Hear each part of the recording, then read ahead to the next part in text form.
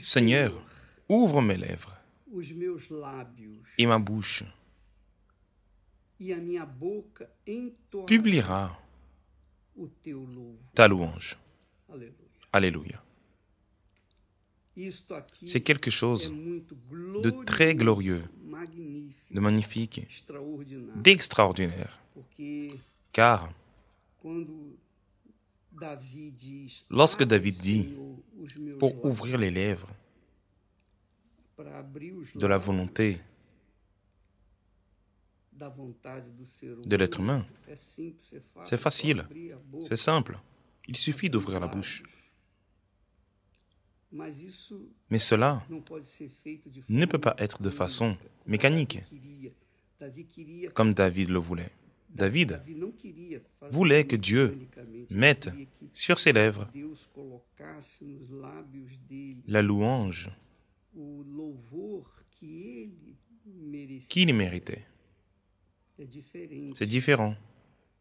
Uma coisa é você C'est une chose dizer d'arriver et de dire Alléluia, apenas repetindo de a juste palavra répéter aleluia. le mot Outra Alléluia, coisa é você falar C'est une autre aleluia chose no espírito. de dire Alléluia dans Uma l'esprit. coisa é você orar, Pai nosso, C'est que une autre estás chose no de céu, prier. santificado seja Voici o donc vosso nome, comment etc. vous devez prier. Outra coisa Notre Père, é você qui es aux cieux, em espírito, que ton nom você viajar, soit sanctifié, você etc. etc. mergulhar C'est notre chose de voyager en esprit, de vous plonger dans l'esprit de ces paroles. Jesus disse as minhas palavras. Jésus a dit, les paroles em verdade. que je vous ai dites Então, quando a gente sont esprit et vie. fala Alors, as palavras lorsque nous disons les paroles de Dieu dans l'esprit, na fé, dans la foi, numa fé dans une foi pure, fé mais la foi simples, simple, extraordinária, uma fé une foi innocente, uma fé como de comme celle d'un enfant. Então você Alors, tem vous avez la capacité de comprendre entender o que está falando, ce qu'il dit, o Espírito car faz l'Esprit vous fait le você comprendre. entendê-lo. Então ele diz, Alors il abre, dit, Senhor, Seigneur, os meus lábios, ouvre mes lèvres, abre os meus lábios, ouvre mes lèvres. inspira, Autrement dit, inspire-moi, inspira-me, inspire-moi, e a minha boca et ma bouche entoará publiera o teu louvor. ta louange, Não tem nada a ver ce qui n'a rien à voir com avec emoção, l'émotion, com coração, avec le cœur, com sentimentos, avec les sentiments, com sensações. avec les sensations. Nada a ver. Cela n'a rien à voir. Mas tem a ver Cela a à voir avec l'esprit, com a inteligência. avec l'intelligence. Oh mon Dieu, Dá minhas palavras donne-moi les paroles, que vão afin se que les mots entoadas qui sortent de ma bouche minha boca vão te te glorifient. Então, minha amiga, Alors, mes amis, meu amigo, c'est une chose uma coisa de é faire quelque você chose fazer a coisa, fazer para Deus algo pour Dieu, mécaniquement, physiquement. fisicamente, e outra Et coisa é c'est une autre você chose mergulhar de vous plonger no espírito dans l'esprit da palavra de de la parole de Deus. Dieu. Não sei se estou me Je ne sais fazendo pas entender. si je me fais O comprendre, Espírito Santo, com mais le certeza, Saint-Esprit est là, está aí c'est certain, para fazê-lo, pour vous faire ou fazê-lo entender, comprendre, porque você tem sede car da verdade. vous avez soif de la vérité. Você quer Vous voulez cultuar adorer o Senhor, seu l'Éternel, votre Dieu, Deus, o único et le seul verdadeiro Deus, o Deus et unique vrai Dieu, le Dieu em espírito, de la em Bible, verdade. en esprit É o que o et en Senhor vérité. Jesus fala. C'est ce que le Seigneur Jésus dit. Pai procura Dieu est adoradores, esprit, o meu et il faut que ceux qui l'adorent procura adoradores que o adorem l'adorent em en esprit e em verdade. et en vérité. Pois, aí Là, continua, il continue. pois não desejas Si tu eusses sacrifício, voulu des sacrifices, senão eu je t'en aurais offert. tu não Mais te deleitas tu n'en prends em holocausto. point plaisir aux holocaustes, Os les sacrifices para Deus qui sont agréables à Dieu. são o C'est espírito un esprit brisé. e coração Ô Dieu, quebrantado, tu ne dédaignes debilitado, pas ou un melhor, cœur há coração brisé et quebrantado, contrit. quer dizer, debilitado e contrito, Tu ne dédaignes não pas desprezarás, ó Deus. un cœur brisé et Vou contré. repetir. Je vais Abre, répéter. Senhor, os meus Seigneur, lábios, ouvre mes lèvres.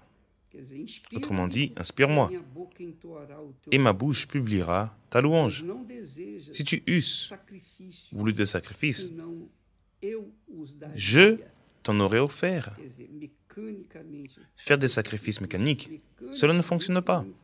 não funciona.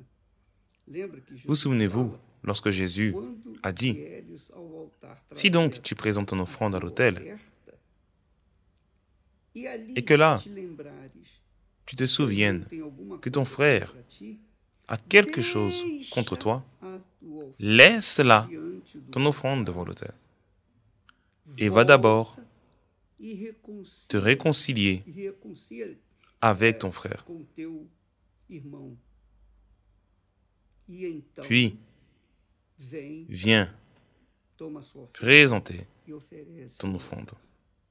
Você pode ler isso Vous pouvez lire cela capítulo 5, en versículo Matthieu 20. chapitre 5, Quer dizer, verset 23. o que adianta a pessoa sacrificar À quoi cela sert que la com personne coração sacrifie magoado? avec un cœur brisé? O que adianta a pessoa À quoi cela sert que la personne sacrifie gostando do pecado? en aimant le péché?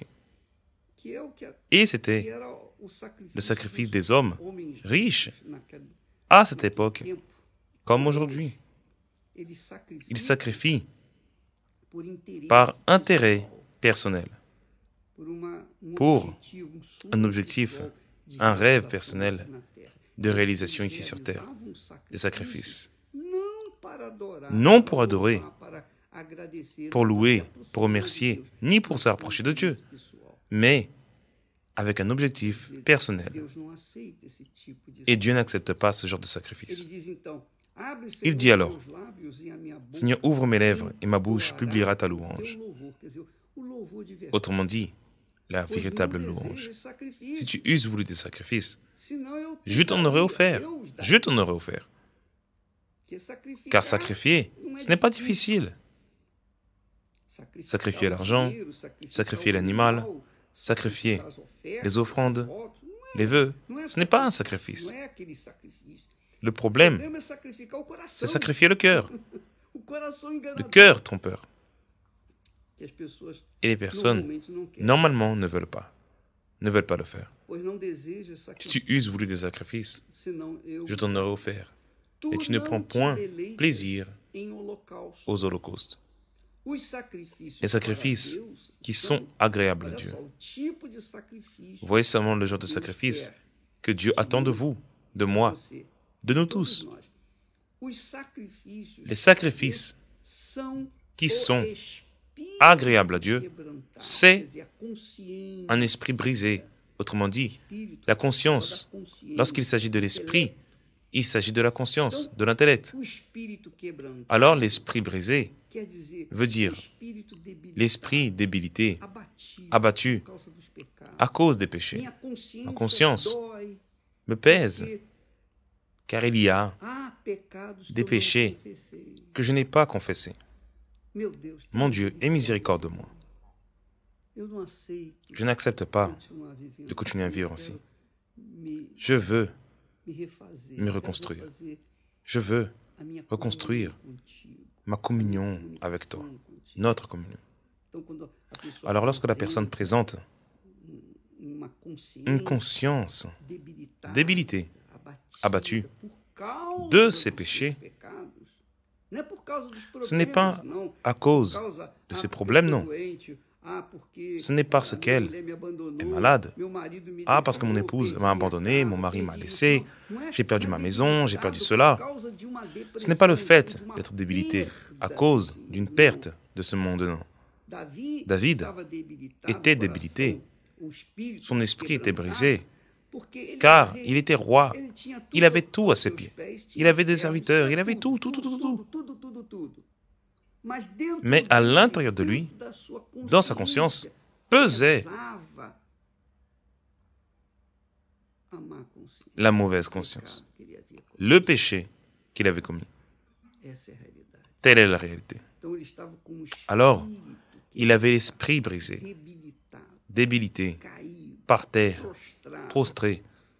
E a verdade, Et la a vérité dura verdade est que lorsqu'une personne quando tombe dans le péché, par exemple, lorsque j'accueille les pasteurs, des évêques, des ouvriers, des ex-ceci, etc., qui viennent à moi confesser leurs péchés,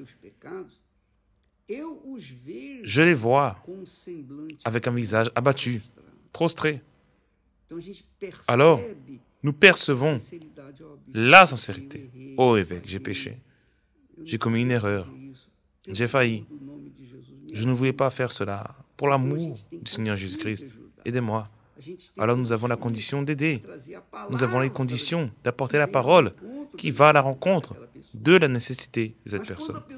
Mais lorsqu'elle vient confesser ses péchés, et que nous les connaissons déjà, mais elle est venue confesser juste pour résoudre le problème avec l'institution. Elle n'est pas venue pour résoudre le problème avec Dieu.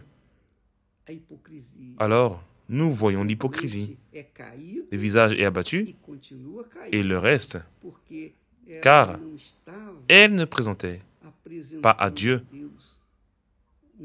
un cœur abattu et contré. Comme nous le voyons avec David. Comme le cas de David. Les sacrifices qui sont agréables à Dieu, il avait cette expérience. Il y vivait cette expérience. Les sacrifices qui sont agréables à Dieu, c'est un esprit brisé. Oh Dieu, tu ne dédaignes pas un cœur brisé. Il le répète. Un cœur brisé et contrit. Autrement dit, un cœur abattu, débilité par terre, prostré, un visage abattu. Car lorsqu'une personne présente un esprit brisé, un cœur brisé, l'esprit comme le cœur, alors cette personne démontre la sincérité, la pureté dans sa confession. Ici, comme dans toute la Bible, l'esprit est la pensée, l'intellect, le cœur, ce sont les sentiments. Alors, parce que l'esprit était brisé, le cœur était brisé aussi. Il dit, un cœur brisé et contrit.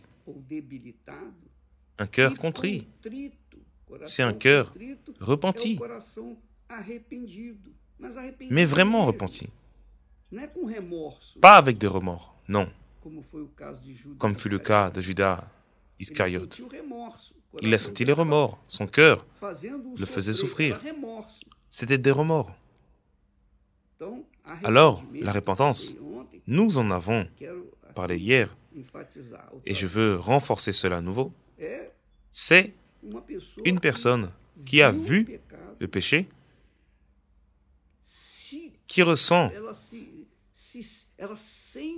la douleur de son péché, elle ressent de la haine, de la repentance.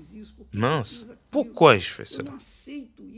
Comment ai-je pu faire cela? Je ne l'accepte pas. Elle se révolte contre ce sentiment, cette repentance.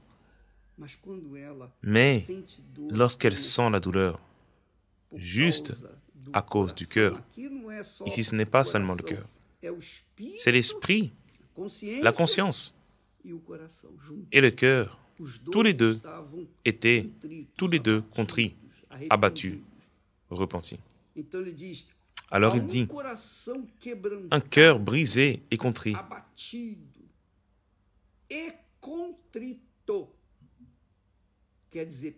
C'est-à-dire, qui pèse,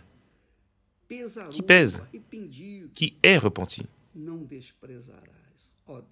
Et il dit, ô Dieu, tu ne dédaignes pas un cœur brisé et contrit.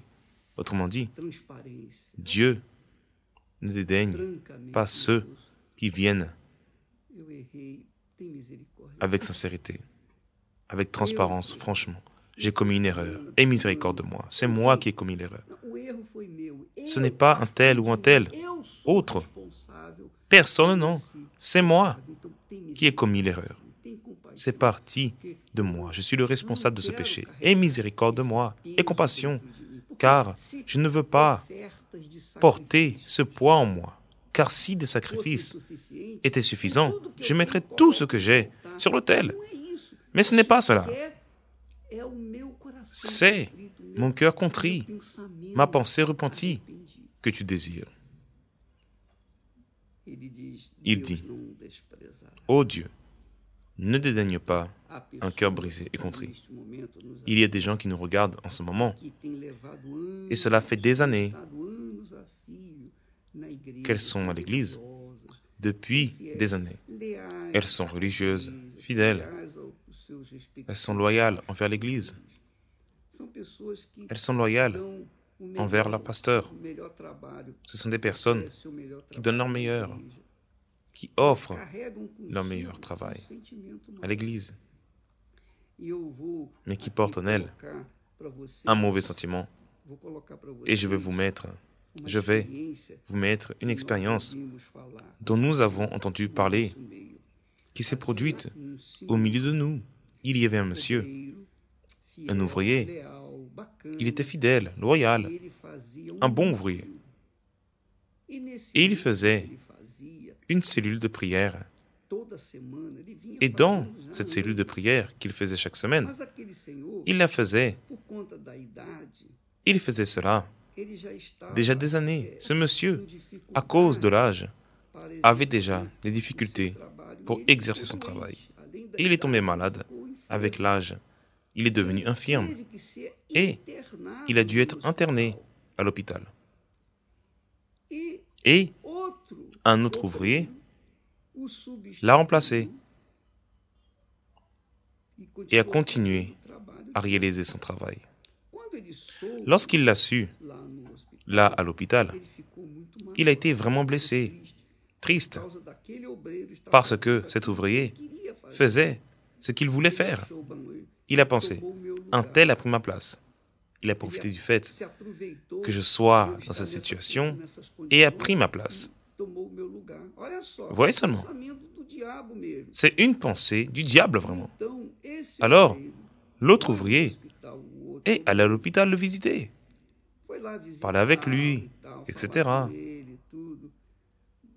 Mais cet ouvrier qui était hospitalisé ne lui a pas pardonné. Il n'a pas accepté. Il a gardé son cœur sale,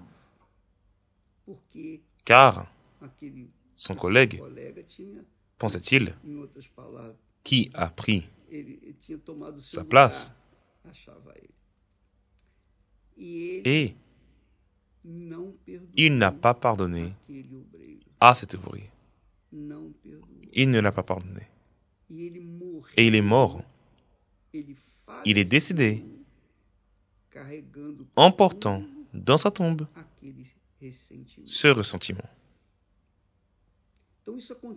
Alors cela arrive avec beaucoup de personnes dans les églises, dans le monde entier. Des gens qui sont à l'église, qui racontent, qui croient que parce qu'ils font leur sacrifice physique,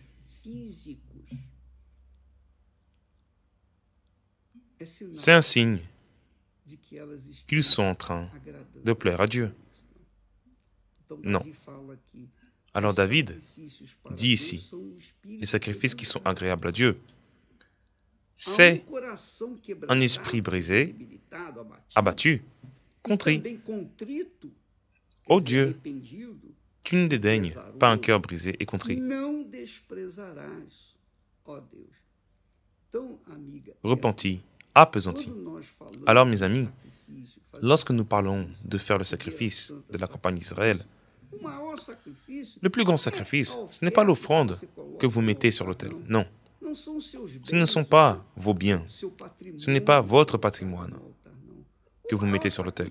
Le plus grand sacrifice, c'est le fait que vous laissiez le péché, que vous vous convertissiez, que vous vous repentiez de vos péchés et que vous mettiez avec votre offrande votre péché également et que vous vous dépouillez de tout.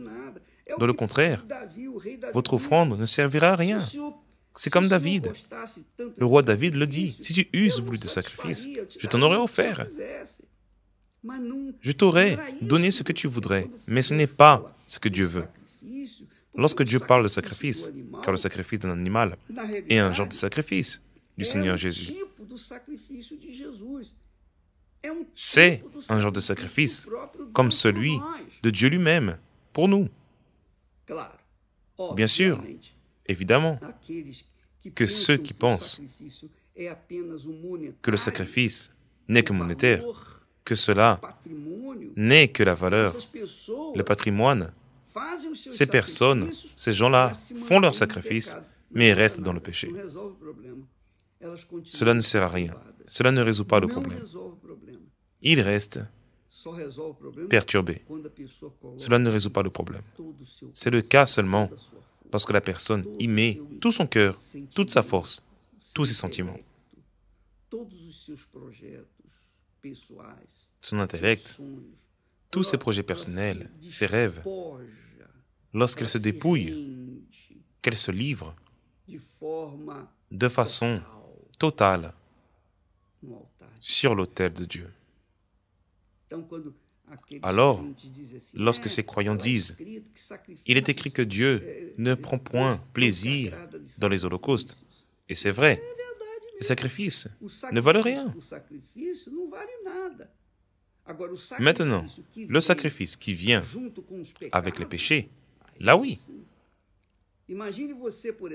Imaginez par exemple que vous vous mariez avec une personne, avec un homme, qui vous dit « Je t'aime, je veux me marier avec toi, et je te donne tout ce que tu veux, tout. Je te donne une carte de crédit, tu peux acheter ce que tu veux, mais il y a une chose. J'ai une vie irrégulière. J'ai d'autres femmes et je ne veux pas les quitter. L'accepteriez-vous? Bien sûr. Si vous êtes une personne sans vergogne, vous accepterez, car vous voulez profiter des bénéfices. Mais si vous êtes une personne sincère, une personne pure, qui désire servir Dieu, vous n'allez pas accepter cela. Non, je te veux à 100%. C'est la même offrande que Dieu exige. Imaginez si Dieu voulait seulement l'or et l'argent que nous avons temporairement, qu'il nous a prêté. Car tout reste ici.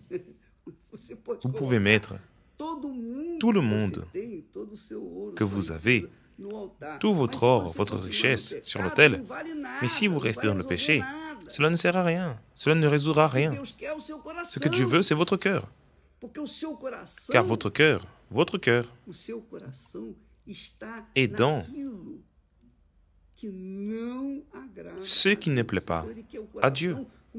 Alors il veut le cœur avec tout ce qu'il y a à l'intérieur, tout ce qu'il porte. Là oui, vous plairez à Dieu avec vos offrandes. Avez-vous compris, mes amis? Soyez attentifs. Dieu n'est pas à la recherche d'argent, car il est le maître de tout l'or, de tout l'argent, de tout ce qui existe dans le monde. Tout cela lui appartient. Cela a toujours été le cas. Cela lui a toujours appartenu. Ce sera toujours le cas. Les hommes passent, mais les richesses restent ici. Les richesses passent de main en main, mais à la fin, tout revient à Dieu, car tout lui appartient. Tout lui appartient. Maintenant, ce que Dieu veut, c'est le cœur, c'est l'âme. Par exemple, dans ce jeûne du cœur, lorsque nous évaluons, que nous pesons, « Oh mon Dieu, je sais que tu veux mon cœur. » Alors, lorsqu'avec votre cœur abattu, contrit, débilité, vous dites, « Oh mon Dieu, mon cœur ne me fait que souffrir. Je le laisse entre tes mains. Fais ce qu'il te plaît. » Lorsque vous remettez à 100%, là oui, sa réponse est à l'instant même. Et là, David,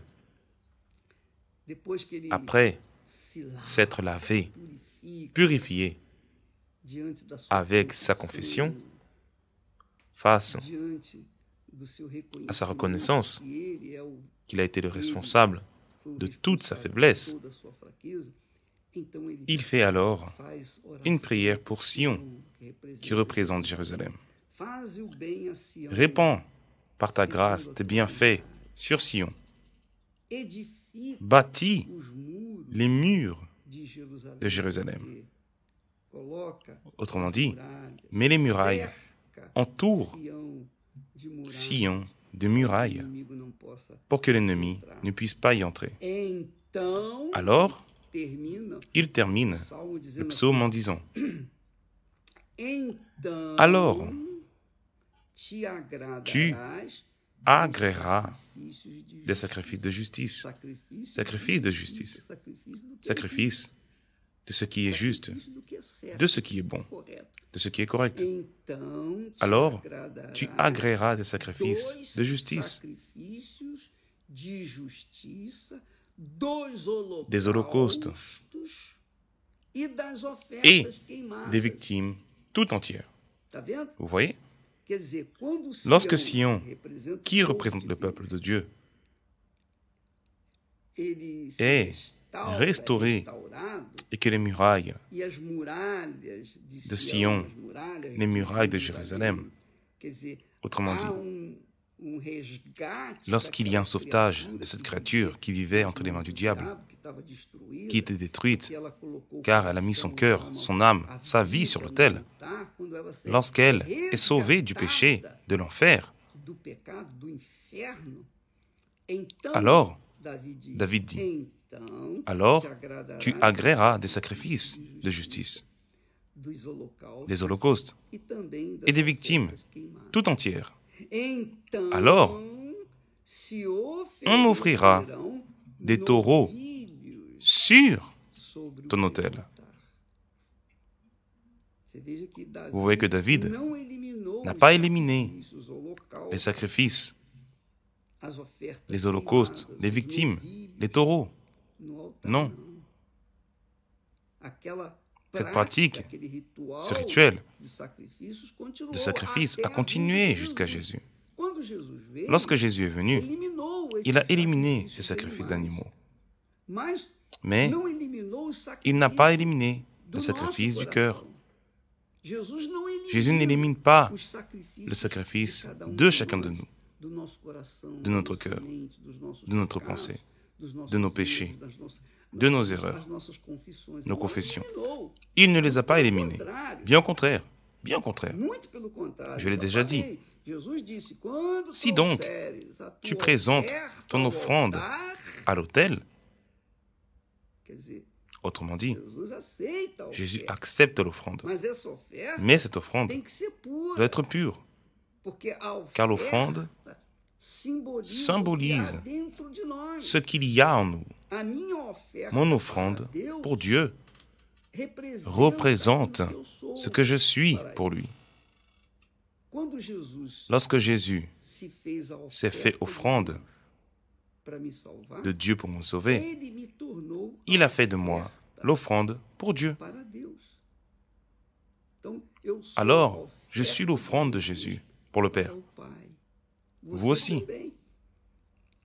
Maintenant, si nous présentons seulement l'offrande physique, le travail, le dévouement, mais que nous ne présentons pas notre loyauté, notre fidélité, notre cœur pur, contrit, brisé, notre esprit brisé, alors cela ne nous sert à rien de présenter des offrandes à Dieu, car ces offrandes ne sont pas acceptées, car elles sont souillées, tachées.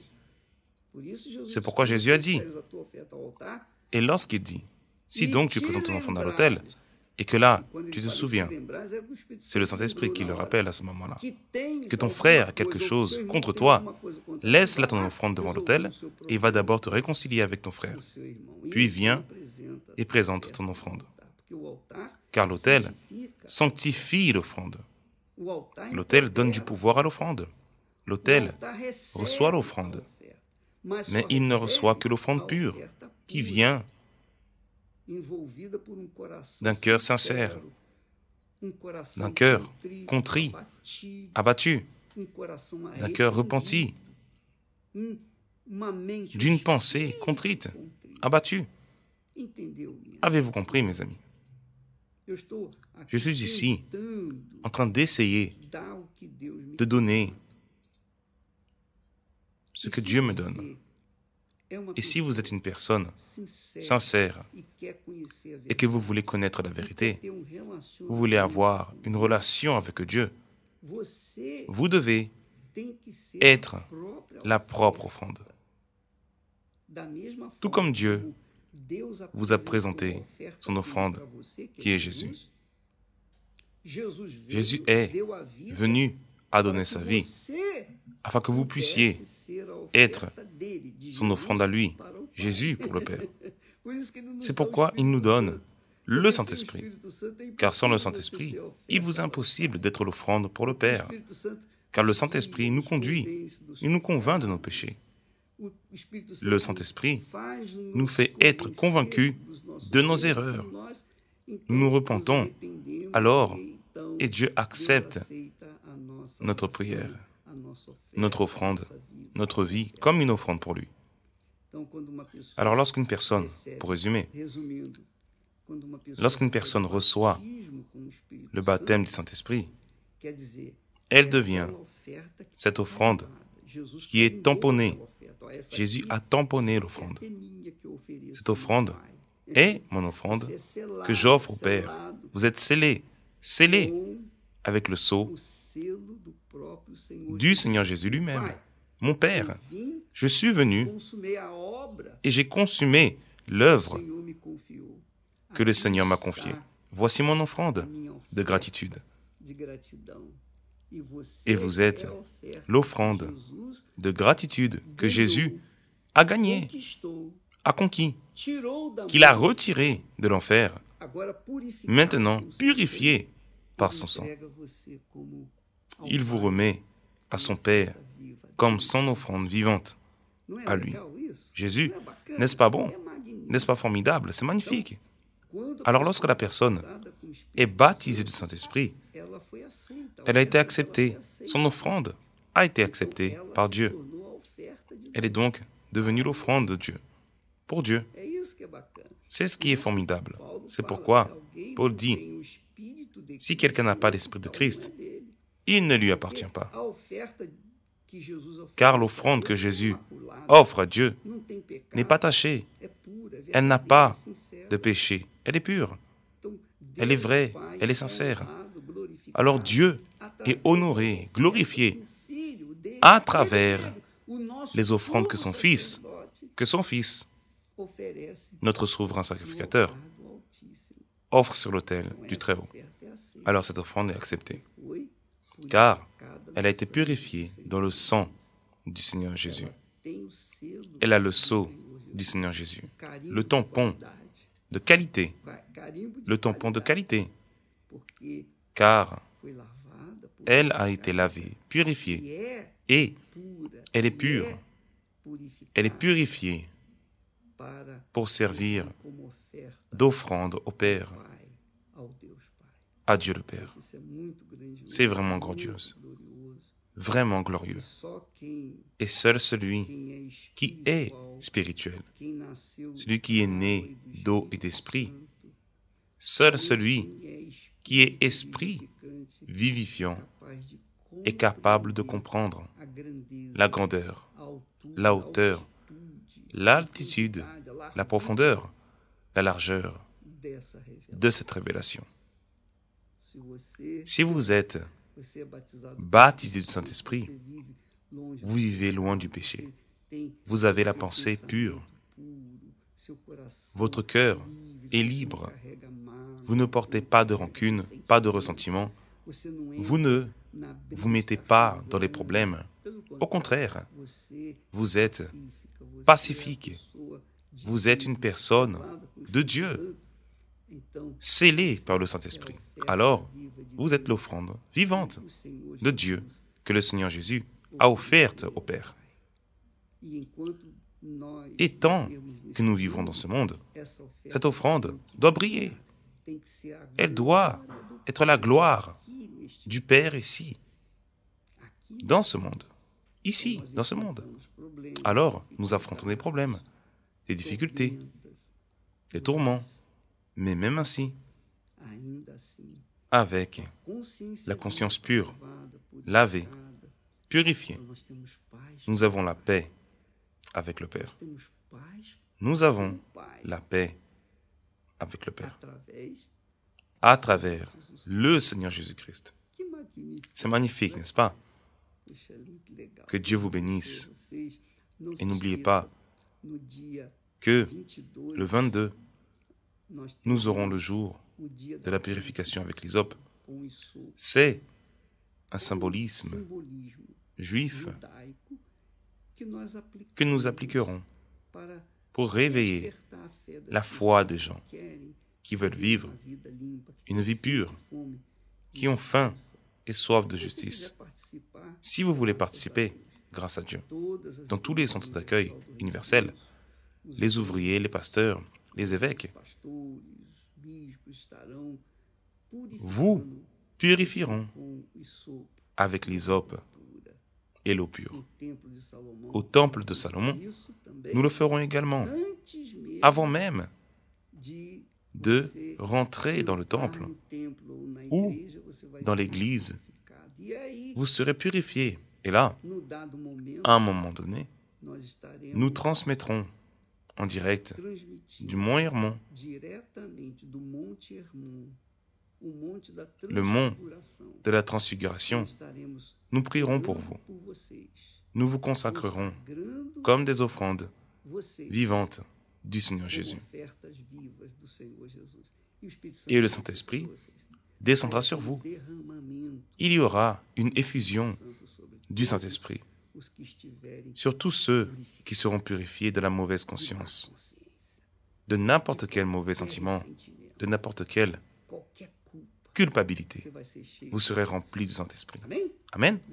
Que Dieu vous bénisse. Et n'oubliez pas alors, le 22, nous serons au sommet du mont Hermon, du mont de la transfiguration, où le Père a dit, « Celui-ci est mon Fils bien-aimé, en qui j'ai mis toute mon affection. » Alléluia. Et il dira cela de vous également de là-bas. Où que vous soyez au temple de Salomon, ou dans une petite église, moindre, avec des bancs en bois, peu importe où, dans une cellule de prière, où que vous soyez, le Saint-Esprit va descendre sur vous. Amen. Que Dieu vous bénisse au nom du Seigneur Jésus. Amen.